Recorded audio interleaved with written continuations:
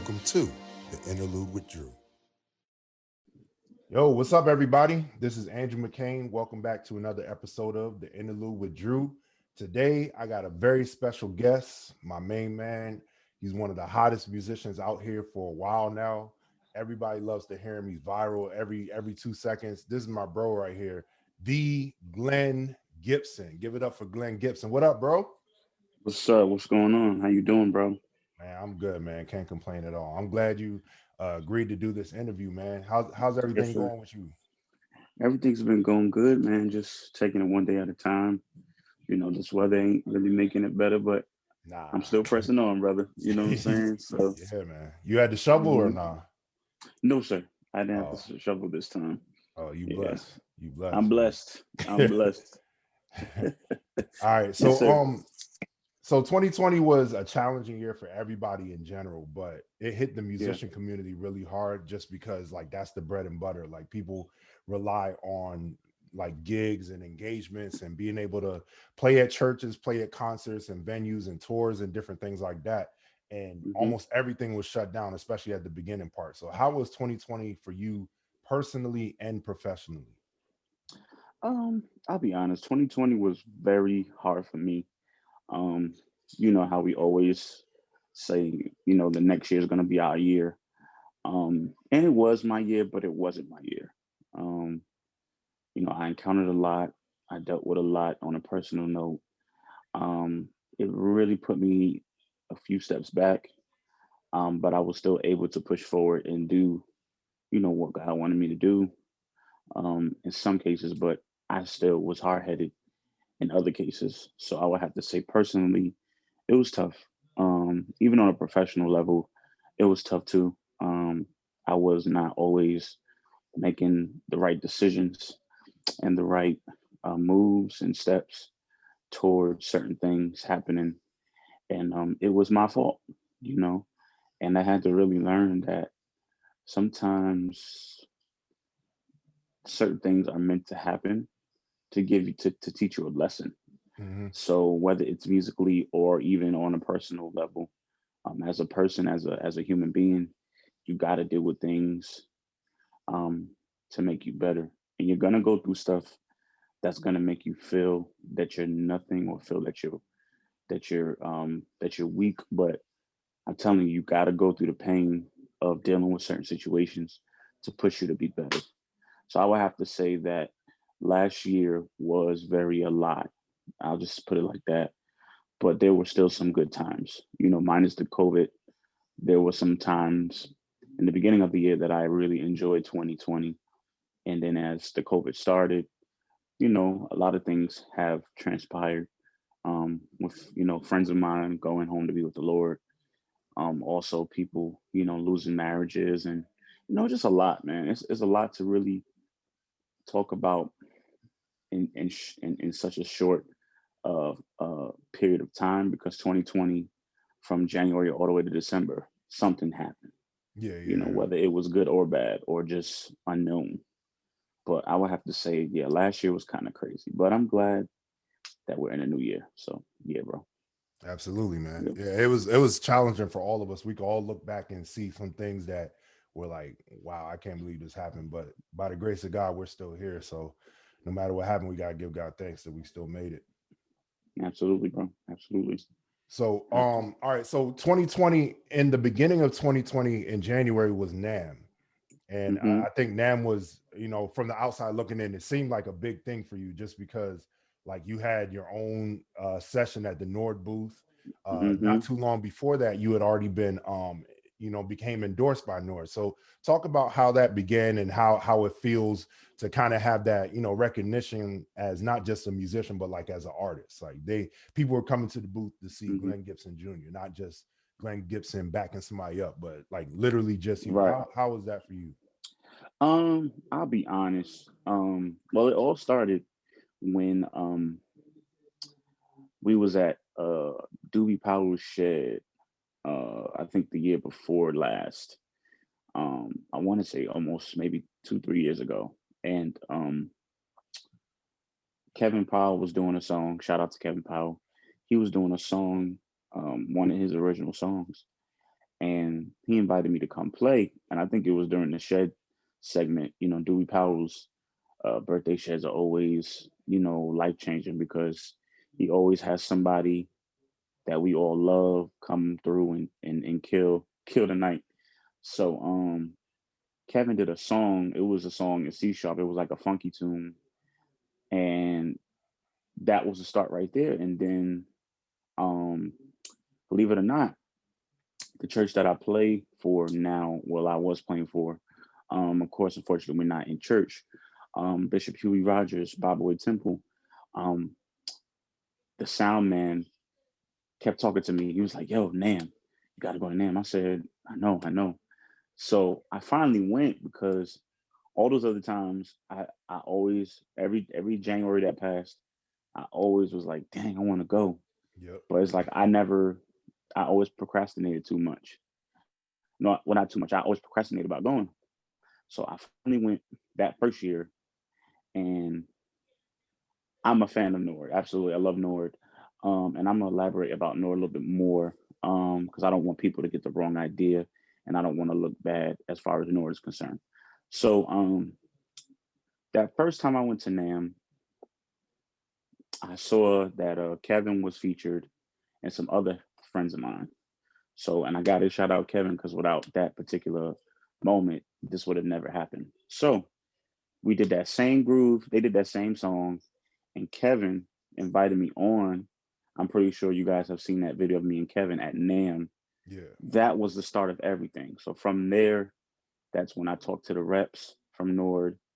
I was able, and I'm definitely grateful, I was able to travel to Nord headquarters with Kevin Powell, Will Davis, and Sam Joseph. And I was able to be a part of a session over there, as well as being able to see all of the manufacturers of Nord and how they're made and how they're built. And, you know, it was impeccable because I'd never been ever to a factory of keyboards. So that was my first, it was a lot of my first that year. And I believe that was 2019. I mean, that was 2019 because NAMM was 2019. And I know we had NAMM last year, which was when I was featured. Yeah. So it's a long story. Like I said, I would have to really dig into it. But long story short, it started from NAMM 2019. Then I went to Sweden in October 2019. Then they said, "Glenn, we want you to come back and do your own thing, not with somebody, not featured with somebody, just my own thing." So I had a lot of emotions. I had a lot of, you know, different feelings because I was like, "Yo, I'm going to NAMM to actually be a part of a booth, not just going to experience." Now we all know NAMM it is a time of musicians coming together from all over the world to see what's the latest out there to get a record to you know to get a record deal, maybe an endorsement. Yeah. You know, but of course, the times that we live in, it's hard to get an endorsement with any particular company. So I'll be honest and say that Nord, I'm a part of Nord. I'm not endorsed yet because you know you got to sign the contract. You gotta, and this is what having an endorsement is all about. You're not endorsed until you sign the paper. Okay. Yep. So, you know, I am considered part of Nord because I do promote them. Anything I do most of the time is Nord or any videos that I have done in the past. Since they have since they have given me a Nord keyboard, I do promote, you know, and I'm not against Nord at all. I love Nord. Of course, I love my Yamahas, I love my Rolands, I love my Korgs. Nord is just family to me, you know, so it's no disrespect. And I know they don't take that disrespectfully anyway, because if that was the case, they would definitely take me off the website. I'm Yeah. just Yeah. being Yeah. honest and real right now Yeah. because people get the wrong idea. I don't never like to say something that I'm not, you know what I'm saying? So I gotta be honest with Hmm. everybody. But I am in the you know in the proceeds and as the year transitions, I will be doing certain things with Nord coming up. So I definitely don't want to leave Nord out of there. So yeah, man, started January 2019, October 2019, and just that experience at NAMM last year was amazing. I was very nervous. I wish I was a little bit more prepared, but you know that just goes to show me that, this is not a game. People are coming to see you from different states. I'm pretty sure a good amount of people was there that probably never even heard me or seen me in person before. So for them to see me in person, it spoke a lot of volume to them. And I'm very appreciative of that. So yeah, bro, that's how it started. And that's how it's Yeah. going right now. Yeah. That's what's up, man. And it's funny Yeah, man. that you were nervous and feel like you didn't do your best, but here, like Hmm. everybody's still watching the videos, everybody's still going crazy over the Yeah, stuff that man. you That's did love, there. man. That's love, bro. It's love because you just never know. And I'm just having a conversation with somebody earlier today.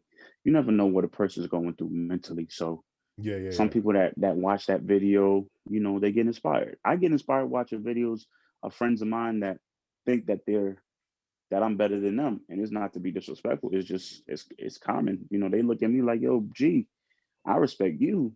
But I'm like, no, I respect you because I watch your I watch your stuff. So it's more of a mental thing when it comes to stuff like that. So you just got to be mindful of who's watching and what they're watching. You know what I'm saying? Yeah, for sure. So yeah, brother. Yes, Yeah. sir.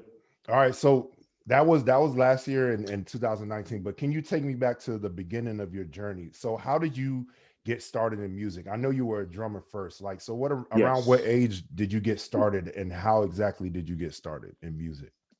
Okay. Well, I'll go back to when I was around 1 or 2. Um, my dad used to record, used to video record, and I'm sure some of you musicians out there, or parents, you guys have done that with your kids. Video record them either playing at say Mass Guitar Center or at a service. So my dad he was a camera guy. Like everything we did, he would record, record, record, record.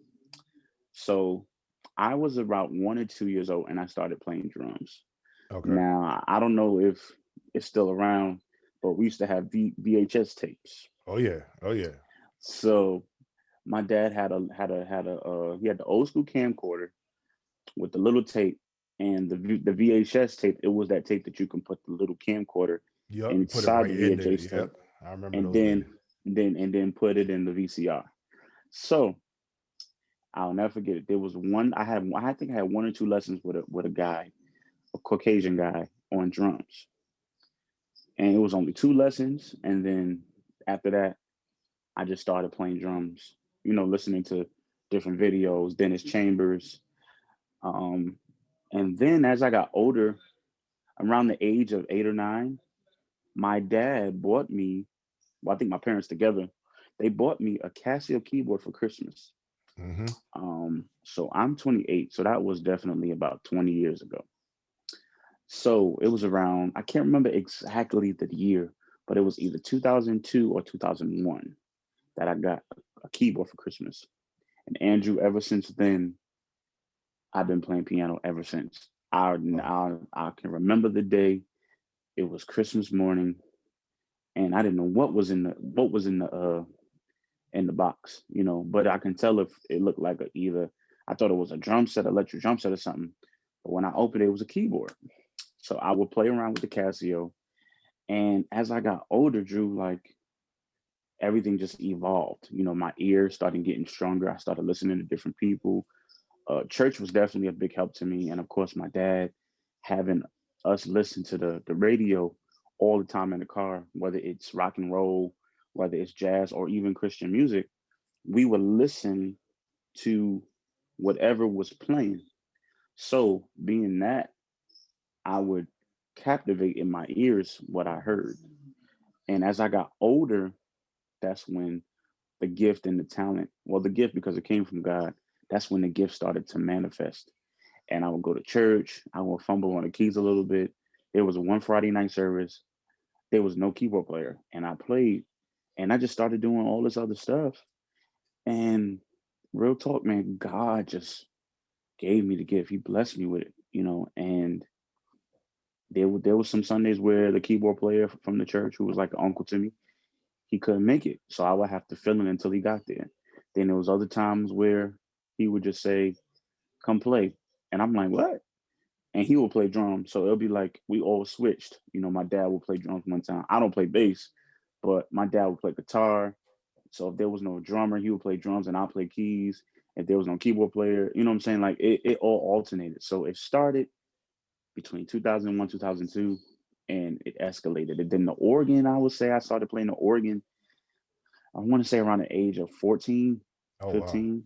Okay. So because I did my first viral video. I had a blue polo shirt on, and this was at a jam session expo type thing. It was Yeah, like a yeah, I seen that. I seen big that. thing. Yeah, yeah, yeah. So that was like my, if you want to be honest, that's like one of my big breaks as being known all over the world. And then of course the whole video with Karen Clark shared, which was a couple of years ago. Yeah, So yeah. it was just, it's different videos that have been put out there and went viral, and a lot of people have seen. And then if I want to go way back, like I said, that video, that same night, Travis Sales played as well. So it was like a learning experience as well as a captivating experience. So Yeah, yeah, yeah, yeah. yes So sir. in that video, you were about 16 though, right? Yeah, I think I was 16. I was either 15 or 16. I can't remember Oh yeah, yeah. I think it what might I have said was, but it 15. was, So that means yeah, I think I was, yeah. you was only a year or two into playing organ, playing like that. Yes sir. Like yeah, because I started organ, like it was the same thing. I fumbled with the organ because the organ, we had an organ at the church, but it was on the other side of the church. So if I wanted to play it, it wouldn't be as loud because it was like everything was supposed to be on one side, you know. Like I didn't really know about church setups and how band pits supposed to be or could be or supposed, you know, or you want them to be, because there are some band pits that are like that. You know, Yeah, yeah. they have the organ on the other side, keys on the other side, drums in the middle. You know Right. what I'm saying? So I would have to say for me, it was all about just learning the instrument. And the organ wasn't really used that much because the church that I come from, we had more of a keyboard player than an organist, even though he could play organ, but he was more of a keyboard player. Okay. So that also gave me some leeway and some free time to play with the organ and mess with it a little bit.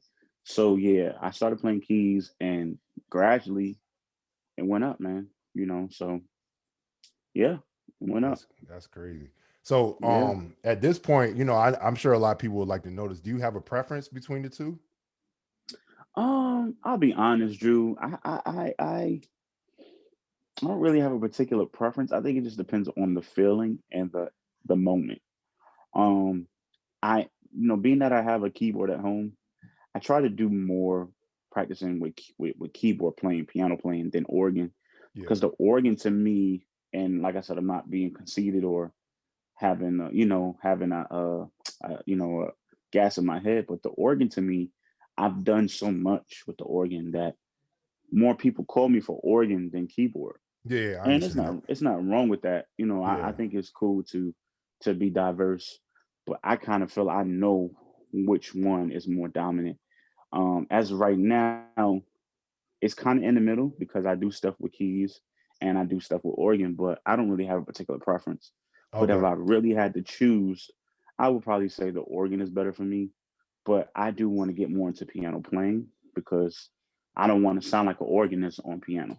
Right, You right, know what I'm right, right. saying? Yeah, yeah. You got piano players that sound like an organist. Then you got organists that sound like piano players. You know, Hmm. so it's very different, but it's all about preference. So yeah, Yeah, for sure. yes sir, yeah So man. we talked about you starting as a drummer, and of course, Mhm. that's I would say almost 95% of keyboard players that are good, they all say that they started on drums and stuff. And even if you Yeah. didn't develop as a drummer like me, you at least liked the drums first before you actually started liking keys. So how would you say that influenced your playing, like just the whole rhythmic background and timing and Um. everything? Well, I'll be honest. Uh, I think it depends on the genre too. Like there's some genres where you have to know the timing. You have to, keep the timing. I would have to say being a drummer was a greater asset for me because I was able to have time and rhythm already on where to play, how to play. Um, so I think it was more so of me um just following the drummer. If I'm playing keys and I watch, that's why like when I play, I always look at the drummer because I want to know what he's gonna do rhythm wise, not necessarily chops Yeah. or fills, but how you gonna fill the song out? You know, how you gonna fill the song being that the song is a ballad or being that the song is a 6/8 swing? How you gonna fill it out? So if I can tell by your vibe how you gonna fill it out, that will make my playing extend or escalate to something greater, especially in that moment of the song. I'll be able to really identify what I can do with my chord progressions, with my placement. So I think me being a drummer, it played a heavy part, because I know how to be staccato on the keyboard. I know how to keep the rhythm. And sometimes if I'm like in the zone, I'm really in the zone, I will play like a drummer on keyboard. Yeah, You know what I'm saying? hmm And it's not damaging the keyboard. It's just a different style. Now, granted, you got certain keyboards that it's not meant to do that. Like I'm not Yeah, doing it that can't on a handle heavy it. keyboard unless the moment is there. But it just depends. Everybody's preference is different. But my perception towards that, um, is drums. It's drums. So Yeah. yeah, Yeah, it paid off because there's even a video on YouTube I think it's called Glenn Gibson, the rhythm of a genius or something like that. And it's just breaking down yeah, like how your rhythmic approach to playing keys and yeah, stuff. That's yeah, definitely dope. man. Yeah, yes, sir. Like it's all about, to me, it's all about how you perceive certain things, who you listen to, exercises and stuff like that. Like I'm not no professional genius like that to be telling people, oh yeah, you do this with your fingers, and I only have a couple exercises that I do that are pretty much self-explanatory. But I don't, I don't put myself in a place to try to complicate my mind or frustrate my mind because I've been there. Like I even to this day, I still get frustrated mentally or Wow. musically hmm because it's like I got so much music that I want to dish out, but it's like I can't put so much in one space. I gotta prioritize it. Right, You know what I'm right, saying? right. I gotta make it make sense. Yep. You know, Yep. So yeah, bro. Yeah. Yeah, that's good. Gotta That's make it good. make sense. So Yes, sir. starting out, were you one of those that would practice like all day or any chance that you get, or did it kind of come naturally to you? There were some days I'll say, Drew, that I did spend 3 to 4 hours on a keyboard Okay. just practicing. And then there's been other days where I would just practice when I get home or I mean get to church. Um to me it really it dawns on me all the time that I have to really deal with having access. Like I didn't really have a keyboard at my house until now. hmm So the fact that I got access is kind of like no excuse, you Yeah. know. But I'll be honest to say that um when I didn't have a keyboard, it was a little bit more difficult. So I would have to say whenever I was at church, I would stay a couple hours at the church and practice, or I would Yeah. go to church early, like in between services, because we used to have, afternoon service. We'll have church at 11, get out at like 1. Everybody go get food. Church is at 5. I would go get food, probably come back, practice on the organ a little bit. But I would have to say it was in the middle. There was times where I did practice for 2 to 3 hours. There was other times where I didn't. But I would have to say, yeah, it's right in the middle for me. Right in the Right. middle. Yeah, that's what's up. So Yeah. at this stage now, like you're widely recognized as one of the greats of this generation, and like Mm, even the older, the OGs and stuff will big you up. Like I remember on mm, Clubhouse, I was hearing Kevin Bond was just going on and on about how yeah. great you are and how important you are to the generation and everything like that. So being in that position, does that feel more like pressure, or is it like a privilege, or like a balance of the two? How Um, does that feel knowing that thousands of young musicians are looking up to you? I'll say it's a balance. It could be a little bit of pressure because it's like I gotta now I gotta step up. I gotta get myself together. I gotta put my foot forward and I got to think about what's important as far as my life is concerned because people got to see who you are outside of your instrument. Oh yeah. People got to know certain things about you because if they want to become you or want to be somewhat who you are, not just a musician, but as a person, they got to see what your background is, what you got going on. Yeah. I had some personal situations that happened to me um, previous years, and I'm not happy about it. But I had to bite the bullet, deal with the consequences, deal with the lectures, deal with the, all the conversations with people, and I had to keep going. So the fact that there's certain people like Kevin Bond, who is a legend in this entire world, um, mention me and show so much love and call me his nephew.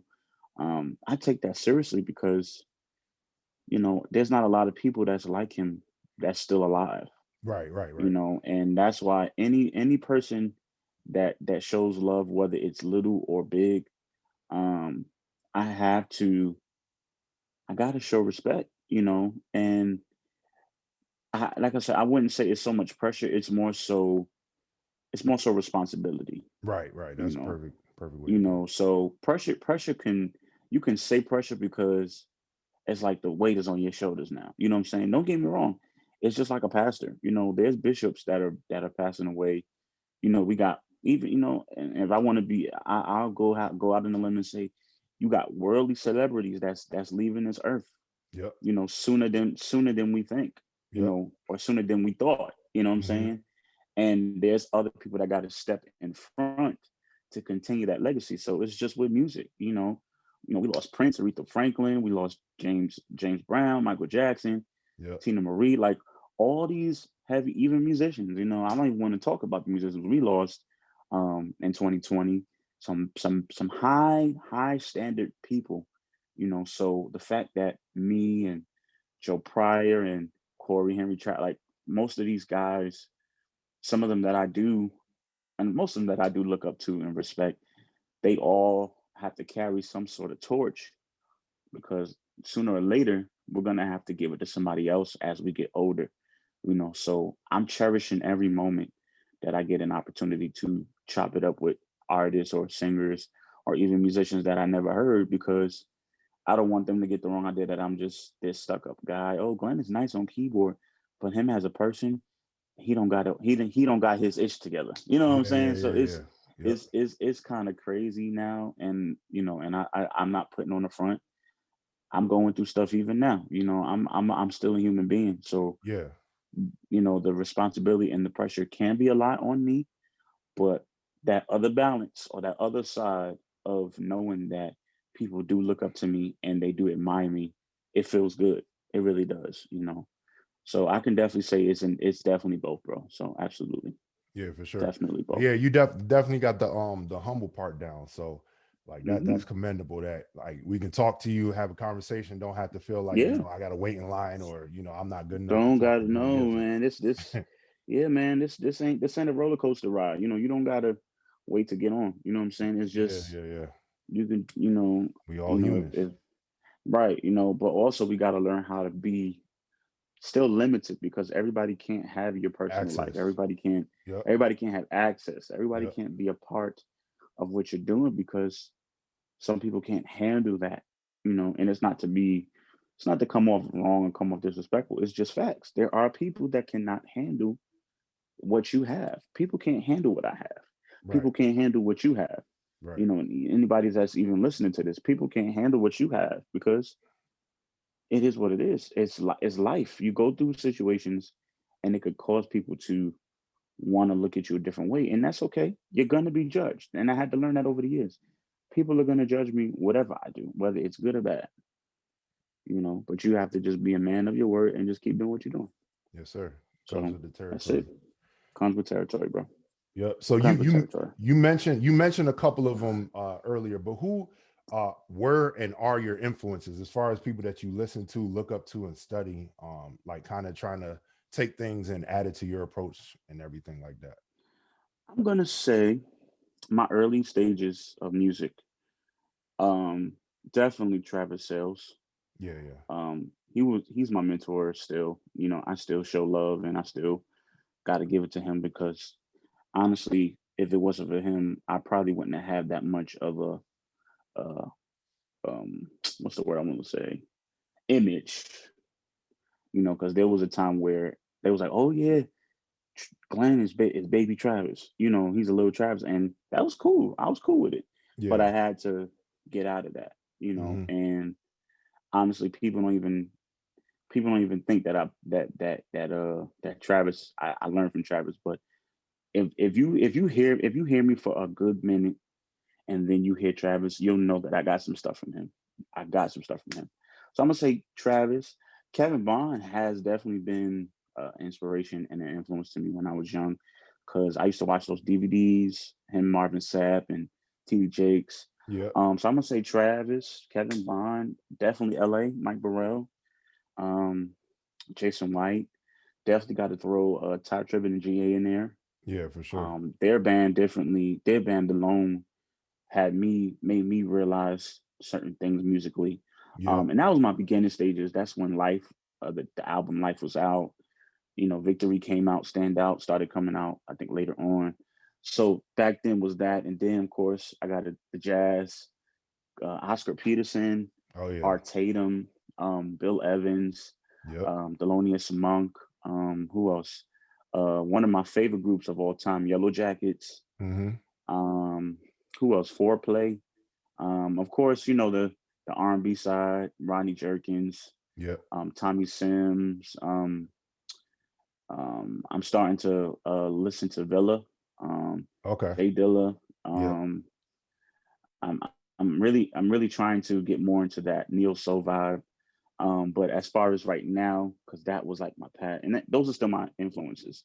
I would say right now, of course, is the homies from Maryland, VA, Chicago. Like I have a lot of different people, but I'll name a few. Guy named Daryl Woodson, Oh yeah. Kenneth Shelton. Yep. Much love to him. I know he's in the hospital. I'm praying for him that Yes, sir. God heals his body. Yep. Kenneth Shelton, Justin Savage. Who else? The list goes on and on. And of course, I got other influences outside of keys and organ. You got drummers like Carlin White, Yep. Chris Daddy Dave. Mm-hmm. Of course, the Power family. They definitely been an influence. Kevin's been an influence to me since I was young, because I always used to watch him and Corey. And I know they wasn't at the same events, but I know they did stuff separately that I didn't know because I was young. Kevin Powell, and just other people like Eddie Brown. It's so many people, bro. And every time I went to Dewey Shed, I met somebody new, or I saw somebody that I always wanted to see. I didn't go that year that Mike came, and I think that was I came to the year after. But yeah, man, those are my influences, and like I said, the list goes on and on. But those are like my top influences as far as music is concerned. And of course, some artists: PJ Morton, Yeah. John Yeah. Yeah. Legend, Music Soul Mm-hmm. Child, Tank, Chris Brown, Leandria Johnson, Todd Tribbett, Kirk Franklin, Jonathan Nelson, Todd Delaney, like all these particular artists that got something going on musically. I love it. Anthony Brown, James Fortune, like the list goes on and on. And these are just people that I actually listen to on a daily basis, whether it's old or new. Then I also listen to old school church music as well as old school slow jams. And my mind, like I said, my mind mentally is always music. So I get frustrated sometimes because I have so much music. Yeah. Yeah. But Yeah. Yep. yeah, man, those are my influences. Yeah. Those are That's my what's up. influences. So you Yes, you sir. really you really have like an eclectic view and eclectic taste in music, because you're not just listening to Nah, one type of nah. musician, one type of Yeah, genre, nothing and like that. yeah, bro. Like I remember Corey told me one day, he was like, and I'm gonna do it soon. He said, "What I want you to do, listen to our artists for a whole day." Corey Henry told me this a minute ago. I can't remember how long. I think we was in the city, and we was all going to the Village Underground, and I think I was in his car. He was like, Glenn, what you should do. This was years ago. He said you should listen to one artist per day. Listen to as much music from that artist as you can. If the music is too much for if it's too much music, give that artist 2 days of music. Hmm. So I haven't done it yet, but that's a goal of mine this year. To listen to an artist for a whole day, just that artist. Whether they're featured on something or it's their particular music. Listen to that artist for one day, and it's and and he said it'll change your life, and and his and like I said, I don't want to big him up that much, but Corey is definitely an example of somebody that listens to music outside of the typical church music. Yeah. Because his vocabulary and his mind musically is just bar none amazing. Crazy. And I'm using him as an example because I've experienced him to do other genres other than church. And Travis too. Travis is another one. And there's so many other musicians. I'm just pinpointing them too because I'm really close with them. And they would tell me if I'm wrong. They would tell me I'm doing wrong. You know, I will get them big boy talks, them big brother talks, Yeah. that will make me feel, but make me feel sad and make me feel away and make me not want to play ever again. You know what I'm saying? So I had to learn that, and I had to really take that for what it was. And it really made me look at stuff differently. So those particular musicians, they do other genres. So the respect that I have for them is bar none. Like it's up there. Oh So yeah. yeah. So Yeah, man. I know you're really close with both of them. And I'm sure Mhm. you got to shed with them like individually. It's been a long time, but yeah, been a it's while? been a long time. Had the three of y'all ever been in the same room together? Not shedding wise, but yeah, we've been in the same room Oh, at okay, a not shedding. Okay, at a gig. Yeah, not shedding. Yeah, bro. I've If always that wanted to ever do that, happens, man. if that ever Oh happens, man, man, make sure there's a camera somewhere around it. I'll we record gonna. for y'all. That would be crazy, I man. would love for that to happen, man. I don't know when it's gonna happen, but there's been conversation after conversation going around New York that has to happen. Oh, it Corey, has at least to. Corey and Trav, but it would be out of fun though. It wouldn't be like Yeah, competition. it wouldn't be competition. Yeah. It would definitely, we would have to have a conversation about it first just to discuss what would happen. But like I said, I don't know. They might not even want to do it for the sake of, favoritism. But, and I'm not saying that in a bad way. It's just Yeah, when yeah. people are anxious to see something, they'll go Picking and hard for choosing it, and stuff. Yeah, yeah. Yeah. So, they don't want to deal with that. But I don't think it would be a bad idea. It would probably have to be like a private joint. You know what I'm Oh, yeah, saying? yeah. That's true. Because I think Corey would probably want that. I don't know. You just never know. You just Yeah. never know. I heard So, Corey say one time that back in the day, they used to go hmm to the sheds together and act like they was oh mad at yeah, each other. Just oh go yeah. at it because everybody was Let me always tell you arguing about something. who was better, but they was secretly like best friends. So Yeah, bro. Like, bro, that's one thing I can say. There's certain states that we love debates. It is what it is, yeah, it's like and sports. sometimes the debates, yeah, it's like sports. It's like basketball. We talking about musicians, what do you think about Corey on this gig? Like, and it's opinions, I think we have to get to the understanding or get back to understanding that it's an opinion. Your opinion is your opinion. It's not, yeah, if you're going to state facts, then prove the facts to me. But if your facts ain't true, then it's an opinion Yeah, right, right. because I don't see nobody saying, oh, Corey ain't gonna play with you because he ain't gonna get with you because you such and such.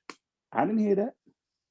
You know what I'm saying? And I think it's all about, as I said earlier, perception, preference. Some people prefer Travis over Corey because Travis does more R&B. Hmm. Some people prefer Corey over Travis because Corey does jazz more. Or some people prefer Kevin Powell over Mike Davis, or they prefer Mike Burrell over Eddie Brown, or Derrick Jackson over what's an old OG organist, Derrick Jackson over David Blakely, Yeah, or Man from Philly over Jay Ant from Todd Delaney's group. Like, it's preference. Everybody does something differently. Man from Philly, that's John Legend's MD. yeah, So he knows the ins and outs of John Legend's music. Travis was playing for Chris Brown, so he knew the ins and outs of Chris Brown's music. Gerald hmm, Haywood, Uncle Gerald, he know the ins and outs of Chris Brown because he was his drummer for a long time, and I don't know if he probably still plays for him. I don't know. But I'm just speaking in terms of preference. So, you know, we just have our own opinions. I think everybody has an opinion. So I could say Travis is better than Corey if I wanted to. It's my opinion, but some people don't want to take that because they don't think it's true. But his opinion is an opinion, so you can't take it from the person. yep, So I would have to say if that ever was to happen, I would definitely have it on my phone and probably make a DVD of it or something like that. yeah. That would be epic. So Yep. yeah, man. Yeah, but Yes, sir. like I said, you listen to a lot of different genres, and you can also play a lot of genres really well. Like I've heard you play like a whole Stevie Wonder set, like verbatim and Mm-hmm. stuff like that. But Yeah. It's a great thing, and maybe for you it might not be the greatest thing, but a lot of people know you for shouts. Like everybody Yeah. wants to hear if there's a shout. Like everybody either wants to play one of your lines, or if you're in the building, they're Mm-hmm. gonna call you up because everybody loves to hear. Like it's something Mm-hmm. special. Like you're literally can change and impact the room when you get on a shout, whether it's on keys or organ. How did that start? Did your church used to shout a lot, or is that just something you practice, or does it just come natural? I'll be honest, bro. So my home church, we didn't really shout like that. Like my mom, she's a singer, so she was always stirred up on Sundays or like praise and worship rehearsal or whatever. We shouted like maybe a couple times. I mean, well, we did praise breaks, but it wasn't like crazy like that. Now, my home church, we used to praise break fast. Oh, okay. So, um, but I would play drums though. Oh, So okay. I just, yeah, I'll be honest. Praise breaks was always something that I enjoyed as far as music because the church that I went to, we wasn't really that musical like other churches. Mhm. To be honest, my parents, and we want to be totally honest, my parents and me were the only top musical people in our church Okay. because my dad came from the secular world. My dad, now one thing about my dad, he played for the old heads like Melvin Moore. He did some stuff I think with Nat Townsley. Oh, wow. Um, so like his mindset was more of a secular mindset. My mom, she comes from the South, North Carolina. So Yeah. all they know was the old school songs. Yeah, yeah. So we brought that, well, they brought that to the church. And then the pastor's brother, who is the keyboard player, he they come from a musical background, but it wasn't as serious an extent like my family music background was. So, shout music really wasn't that accessible in our church, but when we did it, we went for broke. We went crazy. You know what I'm saying? But I'll say I started playing for another church in Queens, and that was more of a churchy church, Okay. like devotion. And then if there was a praise, the praise break would hit. So it came from there as well. And then it just transferred. So I would have to say, just me being in church, bro. Like Mhm. it wasn't me doing it on my own. Just me being in church, being around Travis, because I actually learned the hop and the bump and stuff like that from Travis. Oh, okay. Because he's from Brooklyn. Like Brooklyn, New York is a churchy borough Yeah, because yeah. it's one of the five boroughs of the city. But New York, they always say it. You cannot church like New York. Bishop Hezekiah Walker's church, LFT, the Mashunda. Like, there's so many factors that praise breaks come from, but it started from certain areas of the United States. Yeah. So I'm not gonna say that we started it, but we are known as a churchy state.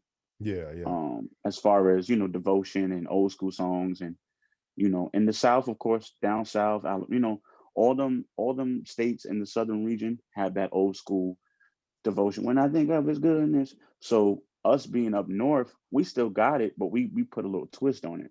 But we still know how to praise and do a praise break. So I'm not trying to be deep or whatever, but that's where it came from.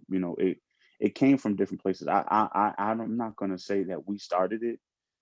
I'm gonna just say that we have definitely influenced a lot of states when it comes to praise breaks and stuff like that. But that's not what everything I do. But it did come from that. I'll be honest. I've always been talked about as a church musician, and that's okay. I think everybody started from the church. It's just everybody's connections are different. Some people left the church and was able to go on the road and travel and do secular music.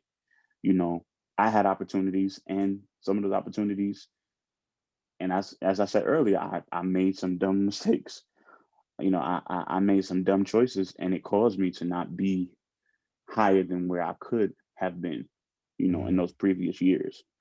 But I would have to say, yeah, it started from being out here and just being around musicians because we always had a hop. We always had a that A flat, that dun, dun, dun, dun, dun, dun, dun, dun, dun, dun, and then I think all of us in New York, we started listening to other people. So we had to step it up, you know what I'm saying? But there's a lot of states, like I said, that are influenced by us, and they're doing whatever we used to do back in the day. They just Yeah, doing it a different way. for So sure. yeah, man. Yeah. Yes, sir. So You've had the opportunity. You mentioned one of them earlier. You've had the opportunity to back up like two of the absolute greatest vocalists of all time. So one was Karen Cartier, others Kim Burrell. Can you talk about that experience? What was it like? Were you nervous? Like, what do you have to listen to and stuff? So the Kim Burrell thing, I'll talk about her first because Karen was a little bit more detailed. The Kim Burrell situation, um, I was at a service. Well, first of all, I did a clinic. I did a clinic in Texas with Kevin. Me and Kevin did a clinic. Also with Vaughn. Like it was that whole that dun dun dun dun dun dun dun, dun like that Yeah, that video was was crazy. viral. That was Yeah, crazy. that was a clinic that I did. I was invited by Ian Craig from Dallas. It was me, Kevin Powell, Sput, and Vaughn Keys. He's an amazing keyboard player. If you guys don't know him, he's an Incredible. amazing guy. Incredible. He actually, I think, is still a part of Sput C. Wright's band, which is called Ghost Note. Their album is crazy amazing too.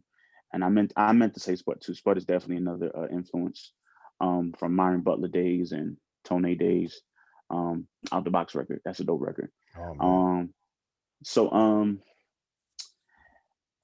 that video went so viral. I'm talking everybody in America saw that joint. Yeah. And I got it. I forgot her name, but I think her name is Faith from Texas. She posted on her story, or I think on her Instagram, and somebody took it. And 2021, 2020, 2019, 2018, we screenshotting everything, screen recording everything, sending it to people, sharing, reposting. So Kim Burrell got a hold of the video, and she was blown away. I think in her caption of the video, because she shared it and reposted it on her page, or I think she commented under because they all from Texas. She commented on the Faith's page and said something about, I've watched it so many times. I was late for my service because she's a pastor, so she was late. I think one time she was late for her service because she kept watching it, and the connections just kind of crossed because she came to New York to Bishop Hezekiah Walker's church for something. Oh, okay. I think she had to sing. She had to sing before a preacher. I can't remember who the preacher was. I think it was John Hannah. So I was in the music stand because I wanted to hear her, and she pointed me out, and we, and I played for her there. The experience with Kim Burrell was amazing. Then there was another situation I want to share with her, and then I'm gonna get to Karen. We was in Queens.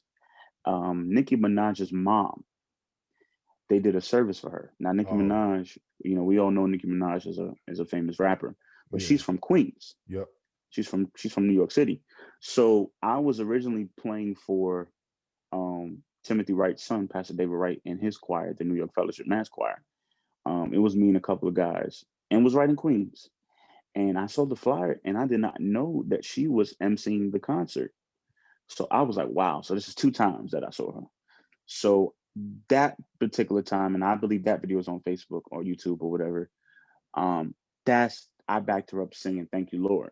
Okay. Now the experience with that, was I nervous? Slightly, but to me, bro, I've learned to, and I've backed up so many soloists, so I've learned to just chill and just play, And me watching, I think another thing is YouTube has helped me a lot because I used to watch her with Michael back her up, or Kevin backed her up, or my boy Daryl Woodson backed her up one time. Like I will watch her videos because Kim Burrell is one of my favorite singers. So her being my favorite, of course, I'm gonna try to figure out her mind mentally, how she thinks musically, because she plays. Yeah. So that was a moment I never forget. So she did "Thank You, Lord," and I was actually on keys. I didn't play organ. Yeah.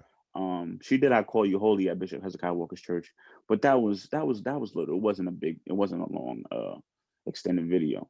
But this video I did with her at this concert for Nicki Minaj's mom, that was really good. So y'all could go check that out if y'all want. It's I think Kim Burrell. If you put Kim Burrell and Glenn Gibson, you'll see it. Now the Karen thing, Stanley Brown. Shout out to Stanley Brown, famous music legend out here in New York. We was talking about Bishop Walker. Bishop Walker does this concert on Easter Sunday night, at the Marriott in Brooklyn, New York. Mm-hmm. He has like an all day service, so he'll invite people to come preach. And he had different artists. I think that night. So I can't remember who else was there. I think it was Lindsey Williams, Karen Clark Sheard. I think it was Vashawn Mitchell, and I think one more other person, and Vincent and Bohannon. So um, she had a set. Jay Drew was with her son, and Stanley. I was just chilling because she got up after Lindsay's choir got up. I think that's how it went, and I stayed on Oregon or something like that. I can't remember. So she started singing "Oh the Glory," and I was getting ready to get off, and Stanley was like, "Nah, stay." I said, "All right." So I got on, and I was nervous in the beginning because it's mad people in the room, Yeah. mad famous people, pastors, preachers, even musicians. You got the musician pit on the side, Mm-hmm. watching. And Karen Clark shit is literally a couple feet away from me. Mm-hmm. So I'm like, okay. So I was a little nervous, but I said, you know what?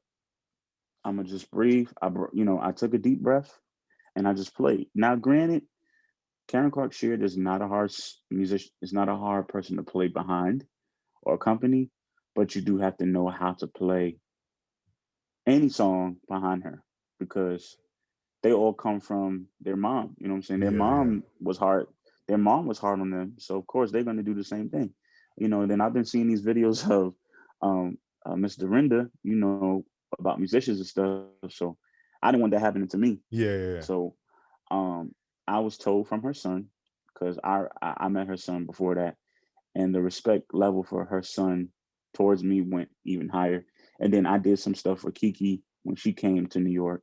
Yeah, yeah. So the relationship between me and them has always been good vibes. You know what I'm saying? So if I ever was to hit them like, yo, I'm in town, they, like, oh, that's what's up. And I know the homies out there too in Michigan, that be playing for Kiara. So that experience, bro, and like I said, I don't want to be too long with this. It was an experience that I will never forget. That goes down in history forever. And even that video, that's another one. A lot of people just hit me up. Like it was share after share, comment after comment, likes after likes, repost after repost, DMs after DMs about it. Just that video alone, you know. Mm-hmm.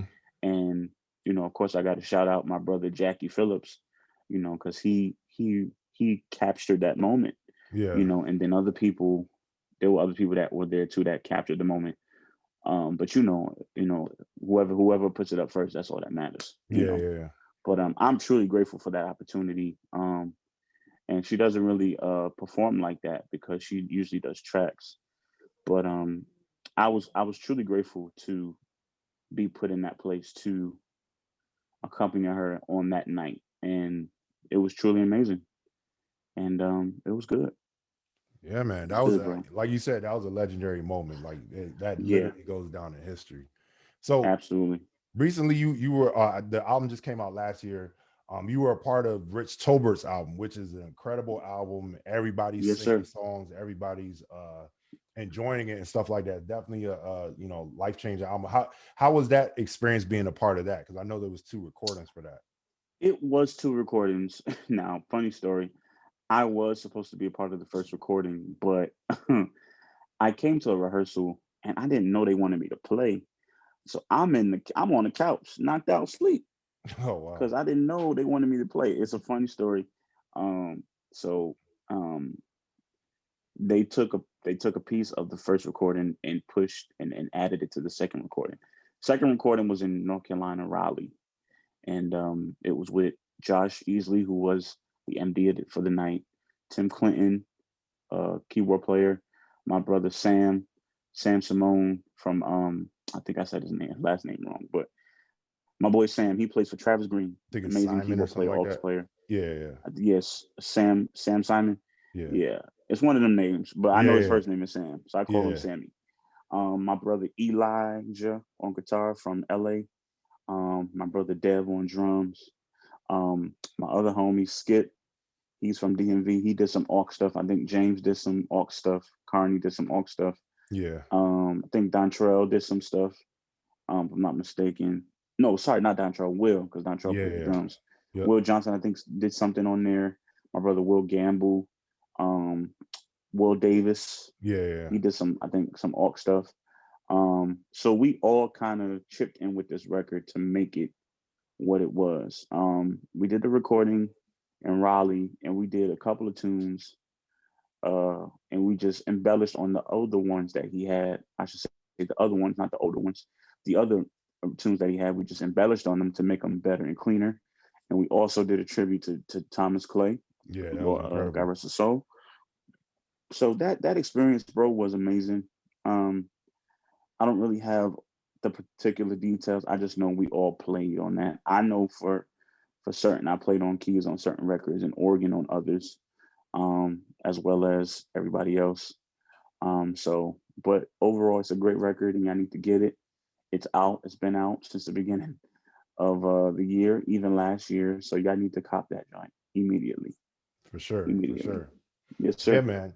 So, what would be Yeah, your advice to young musicians everywhere? Because, like I said, everybody's looking up to you, and you have a lot of experience, a lot of knowledge, and we learn from our mistakes.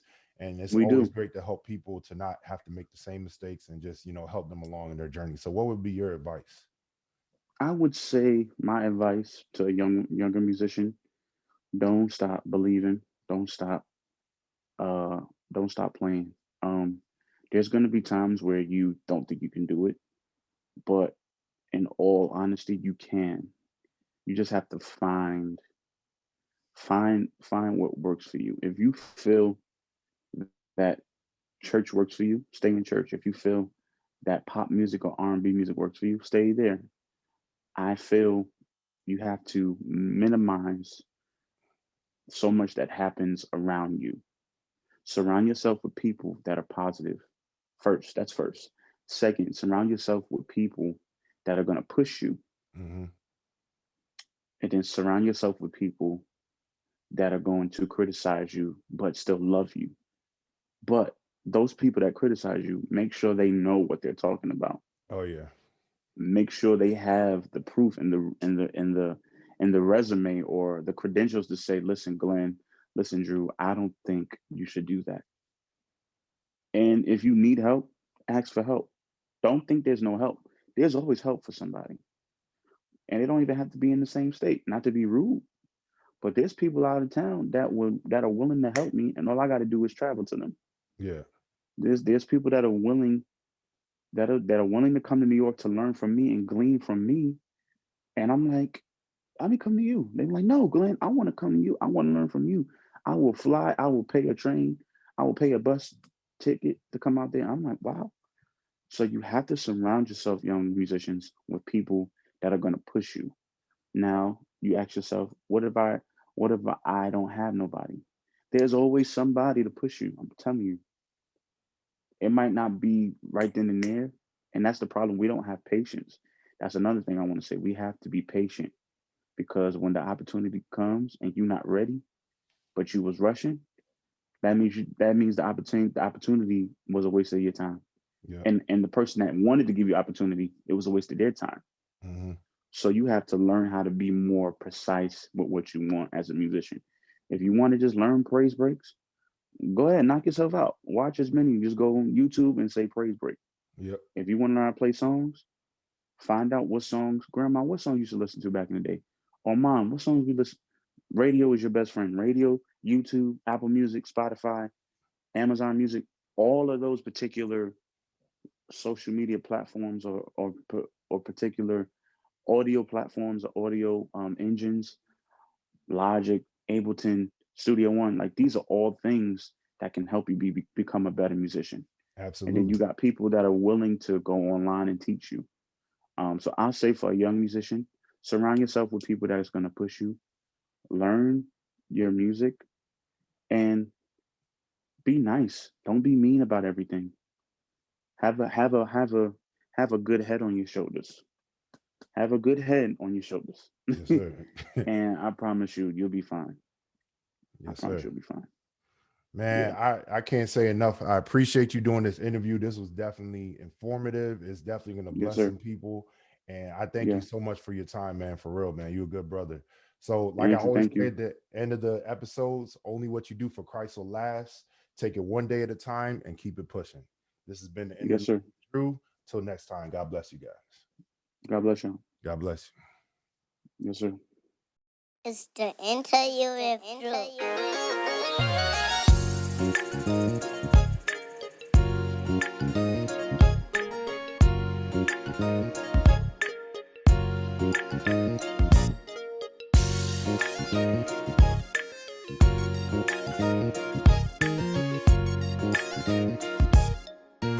It's the Interlude with